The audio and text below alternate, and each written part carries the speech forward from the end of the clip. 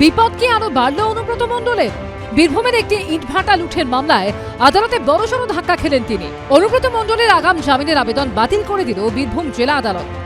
Yesterday, one bail petition has been filed by one Anubrata Mondal in the District Session Judge Court for anticipatory bail.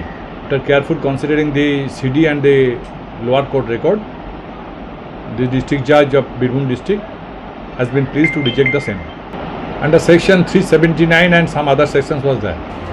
ঘটনার সূত্রপাত 2021-এর বিধানসভা ভোটের পরে। শুভেন্দু মণ্ডল নামে বীরভূমের একটি ইটভাটার মালিক অভিযোগ করেন, অনুব্রত মণ্ডলের নির্দেশেই তার ভাটায় হামলা চালিয়ে 30 লক্ষ টাকার ইট লুট করা হয়। গোটা ঘটনা নেতৃত্ব দেন কঙ্কালীতলা গ্রাম পঞ্চায়েতের তৎকালীন উপপ্রধান ও তৃণমূল নেতা মামুন শেখ। শুধু তাই নয়, তাকেও তার কর্মীদের খুনের চেষ্টা হয়েছিল বলে অভিযোগ করেছেন ইটভাটার মালিক। প্রায় 100-র ওপর ট্রাক্টর ভাটাতে ইট লুট করে। তৃণমূল পার্টির অনুব্রত মণ্ডল ছিল মেন কালপিট। আমার স্টাফদেরও মারধর করে বন্দুক দেখিয়ে, এবং এরপরে আমি তো নিজের জীবন নিয়ে বেরিয়ে চলে আসি ওখানে। মামুন শেখই মানে নেতৃত্ব দিচ্ছিল ভাটার মধ্যে এসে। অভিযোগকারী ইটভাটার মালিকের দাবি, 2021-এ ইটভাটায় তাণ্ডব কাণ্ডে শান্তিনিকেতন থানায় অভিযোগ করলেও পুলিশ কোনো ব্যবস্থা নেয়নি। চলতি মাসে নতুন করে ফের অভিযোগ করেন তিনি।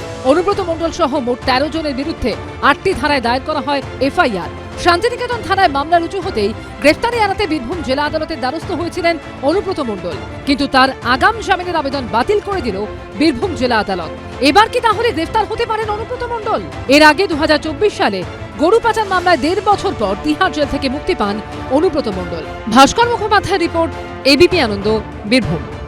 পুলিশের প্রেমপত্র পেয়েছি, আমিও প্রেম নিবেদনে এসেছি। ফিতে হাতে রাস্তা মাপজোক করায় নোটিশ পাঠিয়েছিল পুলিশ। বুধবার হেয়ার স্ট্রিট থানায় হাজিরা দিলেন কুণাল ঘোষ। 21শে জুলাই তৃণমূলের সবচেয়ে বড় রাজনৈতিক কর্মসূচি, কিন্তু বিধানসভা নির্বাচনে ভরাডুবির পর সেই 21শে জুলাইয়ের কর্মসূচি নিয়েও কালীঘাট তৃণমূল এবং ঋতব্রত তৃণমূলের মধ্যে টানাপোড়েন চলছে।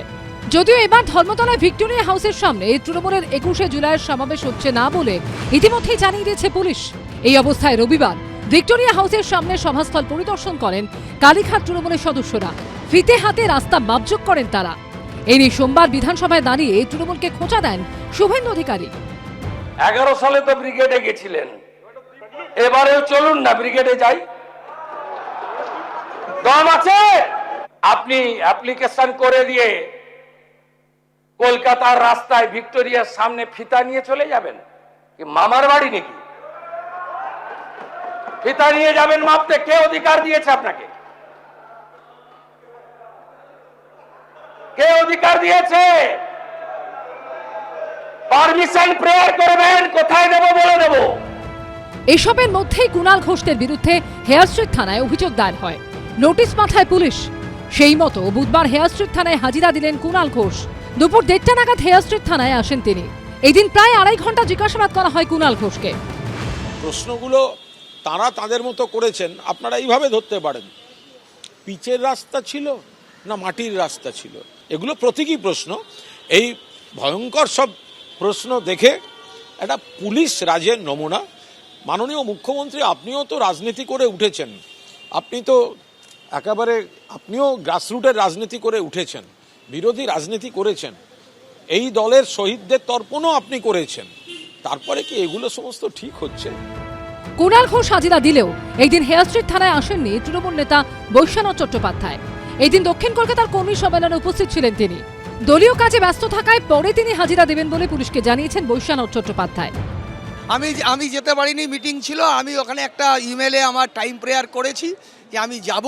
আমি জানি আমি 36 বছর ওকালতি করছি, এখানে কোনো অফেন্সই হয়নি, ক্রিমিনাল অফেন্স হয়নি। একটা মিথ্যা মামলা দেওয়া হচ্ছে। এর আগেও একটা কর্পোরেশনের সেক্রেটারির ঘরে আমি একজন মেয়র পরিষদ সদস্য হয়ে গেছিলাম, তখন একটা মামলা দিয়েছে। এইভাবে মামলার ভয় দেখিয়ে আমাদেরকে বন্ধ করে রাখা যাবে না। পুলিশ এফআইআর করলেও ধর্মতলাতেই 21শে জুলাই সভা করার অবস্থানে অনড় রয়েছেন তৃণমূল সাংসদ দোলা সেন। এখন যেটা চলছে এই 2 মাসেই যা দেখছি সেটা সুপার এমার্জেন্সি। এটা এমার্জেন্সির থেকে অনেক বড় কিছু।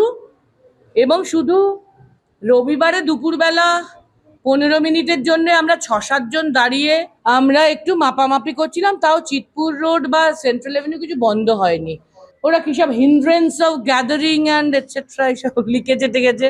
আমরা আইন ব্যবস্থা, বিচার ব্যবস্থার ওপরে ভরসা রাখছি।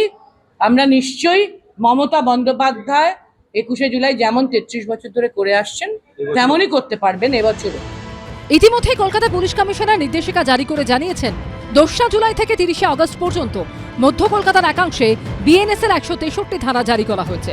বউবাজার, হেয়ার স্ট্রিট এবং ট্রাফিক গার্ড সদর দফতরের অধীনে কেসি দাস মোড় থেকে ভিক্টোরিয়া হাউস পর্যন্ত এলাকায় 163 ধারা কার্যকর থাকবে। কৃষ্ণেন্দু অধিকারী, মৈব ঠাকুর চক্রবর্তী ও মনোজ বন্দ্যোপাধ্যায়ের রিপোর্ট, এবিপি আনন্দ। এবিপি আনন্দ, এগিয়ে থাকে, এগিয়ে রাখে।